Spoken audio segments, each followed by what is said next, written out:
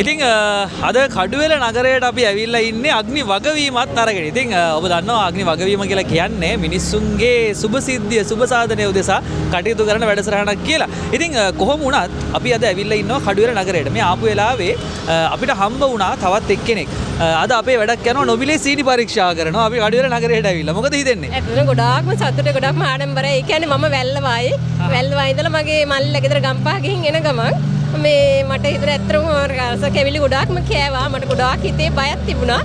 ඒ බය දැන් දුර වුණා. මේ සීනි මට්ටම 80ට තියෙන්නේ. හරි. ඒ කියන්නේ දැන් අවුරුද්දට කැවිලිත් කාලා සීනි මට්ටම 80ට තියනවා කියලා දැන් ඉතින් සතුටින් ගෙදර යන්න පුළුවන්.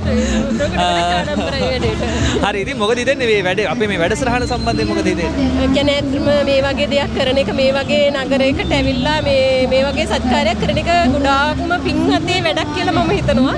ඇත්තටම මේ කියන්නේ මගේ හිතේ බය දුර වුණා. ඒ වගේ ගොඩාක් අයගේ හිතවල ඒ වගේ තියෙන බය දුරු කරගන්න මේක ගොඩාක්ම ලොකු වැදගත්ම සත්කාරයක් කියලා හිතෙනවා. හරි. ඉතින් බොහොම ස්තුතියි අද අපිත් එක්ක සම්බන්ධ වුණාට.